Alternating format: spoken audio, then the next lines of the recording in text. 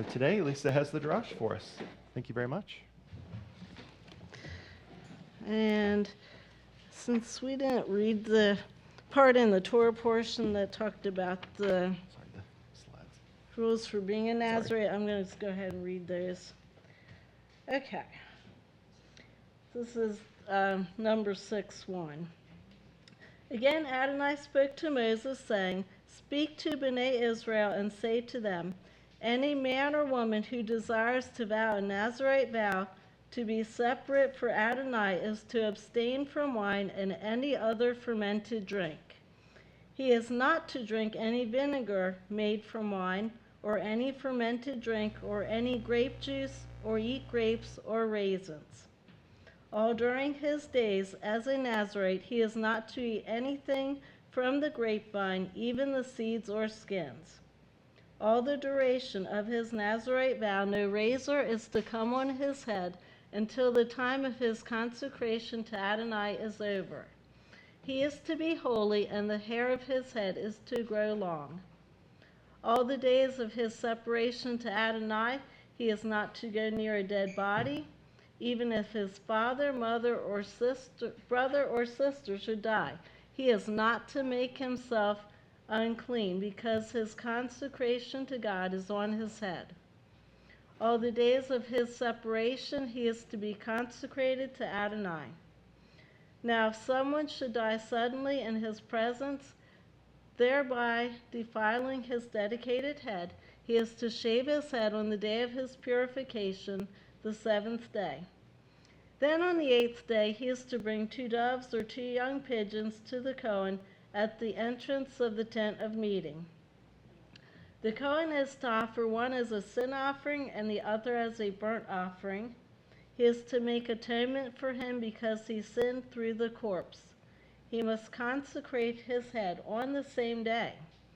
He will be dedicated to Adonai for the days of his Nazarite separation. He is to bring a 1-year-old male lamb as a guilt offering. The previous days will not count because he was contaminated during his Nazarite separation.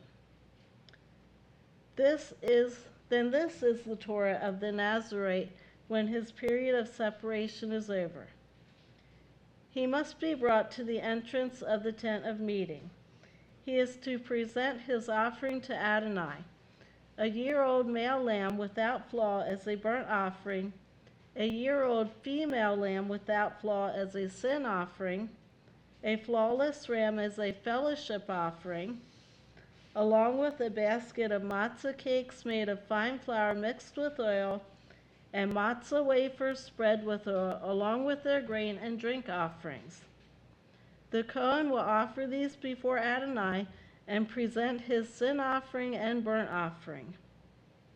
Then he is to sacrifice the lamb as a fellowship offering to Adonai, along with the basket of matzot.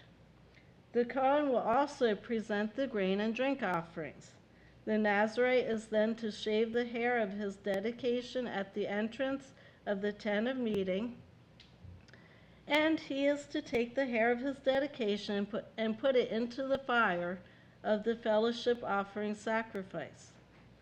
The Kohen is to take the boiled shoulder of the ram and 1 matzah cake and 1 matzah wafer from the basket, and he is to place them in hands of the Nazarite after he has shaved the hair of his dedication. The Kohen will wave them before Adonai as a wave offering. They are holy and belong to the Kohen, along with the breast that was waved and the thigh that was presented. Afterward, the Nazarite may drink wine.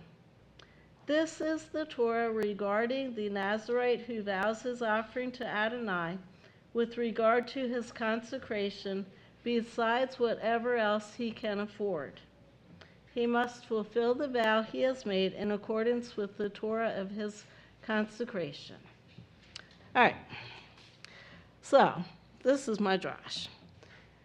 It isn't unusual to hear people just in everyday conversations say things like, my OCD or my ADHD. You've probably heard people say that all the time. And sometimes the way they say it, it's like it's something that they're proud of or something that they're happy about. And I just thought to myself, why would you do that? Like, why is that something to be proud of? And so I was thinking about those questions, and this is the answer that I received. It is a way of finding identity. It's a way to belong, to fit in, because it's trendy or whatever. People cling to those labels and others like them because they want to be accepted. In the Torah portion, we read the laws for a Nazirite, and in Judges, we read the instructions given to Manoach's wife because their son Samson was to be a Nazirite. And in Luke, we read the instructions given to Zechariah concerning John the Baptist, who was also a Nazirite. So how do those instructions relate to people trying to find their identity? God knew the identity of Samson and John the Baptist even before they were conceived. He knew who they were going to be. He knew what their mission would be. He knew the purpose for their existence. And I have a couple other scriptures that I want to read. This is Jeremiah 1:5. Okay. I knew you before I formed you in your mother's womb. Before you were born, I set you apart and appointed you as my prophet to the nations. And we should have Galatians 1:15. But when he who had set me apart before I was born, and who called me by his grace, he knows our true identity. He knows who he created us to be.